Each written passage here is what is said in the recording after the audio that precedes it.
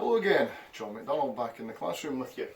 Okay, we're going to be continuing on here with the system. That's what we've been doing. We've been working through the system. We finished off with speed in the last video clip, so we're now going to pick up now with gears. So let's talk very briefly then just about the gears here. Very important you select the correct gear before you enter the hazard. Remember this point here, this is where the hazard is here. So you're gathering information, getting yourself into the right position, the right speed, and you need to get the right gear before you get to the hazard. Now the gear is, I refer to that quite often as the optimum gear or the appropriate gear. That's the gear that's going to give you acceleration, that's going to give you deceleration.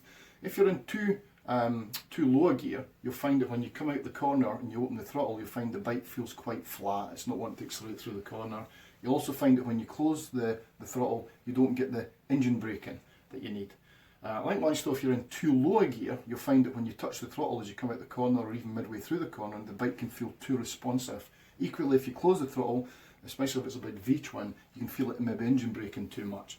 So the optimum appropriate gear is that gear where it's just in that part of the rev range where the bike feels sweet.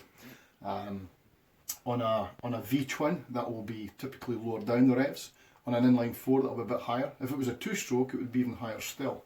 So going into the corner, for example, on a V-twin, you might find yourself going into the corner in 4th gear, where you'd maybe be 3rd gear on an inline 4-cylinder motorcycle, for example. It's got less engine braking, it's not quite as torquey an engine. So the more torque that the engine produces, more torque low down, then the higher the gear that you would tend to be in that situation. So you just get a feeling for it.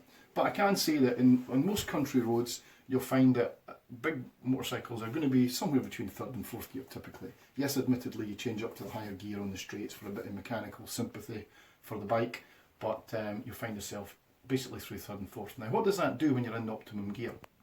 Well, I'm going to explain a bit more when we start looking at bike control, but what it's going to basically do is going to enable you to have far better throttle control. You're going to have that ability to control the speed of the motorcycle through your throttle.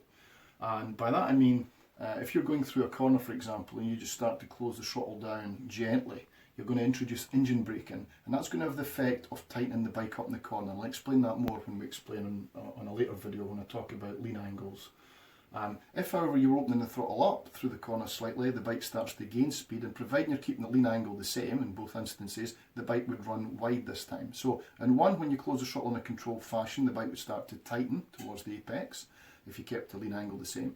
And the other one, if you keep the lean angle the same, start opening the throttle up, the bike would start to run wide. So it's going to help you to effectively have an ability to steer the bike through the corner with your throttle. Now that can be combined with something else called counter steer, which we'll talk about in a later video as well. But basically you've got an element of, and not just an element, you've got a lot of control over where that bike's going through your throttle, and you can only have that when you're in the right gear, the optimum gear. Now, we already mentioned there the acceleration sense. That's the ability to control the speed of the motorcycle through the appropriate use of the gear and appropriate use of the throttle. Okay, so your gears are very, very important. Now, the next part of the system here, you'll see I've got this with a space, and that's how it's usually laid out, because that's you now passing through the actual hazard itself. And remember here the 3 was just simply saying consider a beep at the horn or consider a flash of the headlights. Now that's you now passing through the hazard. Now by this time, to get to this point here, it's a bend, you've gathered all that information about the bend, you've got yourself in the right position, the green zone, you've got yourself at the right speed, and you've got yourself in the right gear. This is you now, this planned, systematic approach to dealing with a hazard. Now, you consider each part of the system. That doesn't mean to say you need to carry out an adjustment. You might find that you're at the right position or the right speed, or you might already be in the right gear, for example, but you're considering each part of the system. Now, once you're actually passing through the hazard, and you get through the hazard, this is you now into the A phase. This is quite a simple part of the phase now. This is you now accelerating up to an appropriate speed for the road traffic and the weather conditions. Alright? Now, a lot of people wonder why I've got 7 here. Well, because it doesn't really finish there. When you've used that system to deal with a particular hazard, now remember there are lots of different hazards out there you could be dealing with. Fixed physical features such as junctions, crossroads, roundabouts, traffic lights, pedestrian crossings, or in this case we're talking about bends. So this is a system to enable you to identify and deal with hazards systematically and safely, so you approach them all at the right position, the right speed, the right gear, being fully aware of what's happening around about you. So it doesn't finish there. At that point there, that system loops back round again and the process continues on again. Now, if we just look at what I've got down here, we've effectively been working here on a system of riding. That's really what that is. It's a system of riding, and it's used for all hazards. As we said, fixed physical features such as junctions, crossroads, roundabouts, bends, etc. It can also be used though for identifying moving developing hazards such as pedestrians, cyclists, animals, and of course the most obvious ones, other motorists, lorry drivers, bus drivers, motorcyclists, car drivers, etc.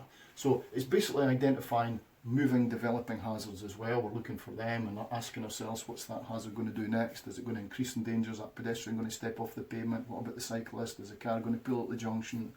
And so forth. It also helps us though to be able to deal with the weather conditions, environmental conditions. So for example, weather conditions and road surface conditions. What's the road surface like? Maybe it's been raining, it's maybe very sunny, the sun's in your eyes, for example. So it's the system here then helps us to deal with all hazards. The man-made natural features, the moving developing hazards, and the environmental conditions, the weather conditions and the road surface conditions. So we've been looking at this system of riding. Now we're going to jump over now to bike control, so just jumping over here just now then, Lewis. I'm going to look now at the bike control. Now, if you're on a racetrack, you need to have good bike control in order to be able to ride competently, fast and smooth. You need to have good bike control. It's the same with the road. You need to have good bike control out on the road.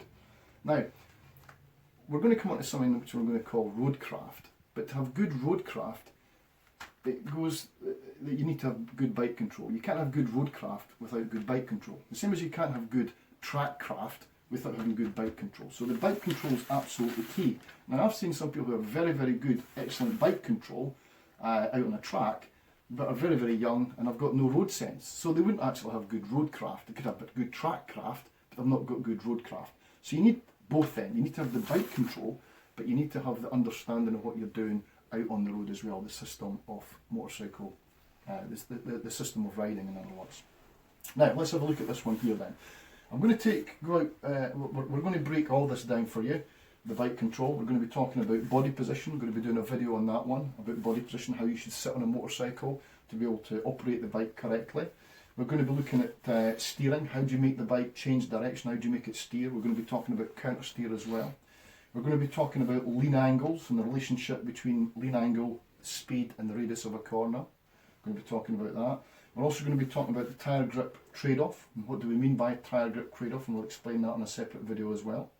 And we're going to explain a little bit more here, as you can see in the diagrams. We're also going to develop the throttle control a little bit further, along with the gears, the clutch and the use of brakes, and we're going to talk a little bit about trail braking as well. Now trail braking, some people call that an advanced technique, and yeah, it is. You've got to be comfortable with trail braking and know what trail braking is. And as I say, I'm going to do that, explain that in a later video. But for just now, for the standard that we're talking about just now, I'll be talking about using the brakes correctly in my later videos, using those brakes correctly and releasing the brakes before we enter the corner. So basically the brake light should extinguish, if you're using the brakes at all, your brake light should extinguish before the bike starts to lean and turn into the corner. There'll be no point where you're going, the brake light's still on as you're going into the corner. Now, later on when I do talk about trail braking, I'll actually talk about the advantages and the benefits of trail braking and why we want to learn how to do trail braking. But again, it's one of those skills that you've got to learn the basics first before you even consider using trail braking. Okay, now if we go back to the board now and we put all this together, this was our system of riding, don't forget, yeah, which in the Police Roadcraft manual is IPSGA. 1, 2, 3, 4, 5. I've added an extra 2 steps in. 1, the you and your bike, because as I said earlier, no point worrying about this here if we've not got you and your bike right. So there's step 1, we've got to get that right. Then we've got the system of control that we're applying to all hazards. And then we've got this bit here, which is the output, successful awareness and anticipation, handling all hazards safely with good awareness, good anticipation, and that then loops back and the process starts again. So if something's happened to you in the meantime, you're feeling tired, maybe it's time to have a break. Problem with your bike, doesn't feel right, run out of fuel, maybe get to the petrol station. So you get the idea. This is looping around all the time as you're dealing with hazards. Now, just finishing this video off, jumping down here, that was the system of riding. What was it there then? The system of riding. We're talked there about the bike control that we're going to need to have. We need to have the bike control. And when you add these two together, you're going to get the system of motorcycle control. And that's what it is then, the system of motorcycle control, combining these. And in the police manual, of course, it's called Motorcycle Roadcraft, the Police Rider's Handbook. Here you go. Now, that's us. Finished this video. Thank you very much for watching and listening. And we're now going to be talking about bike control in the next videos. Thank you.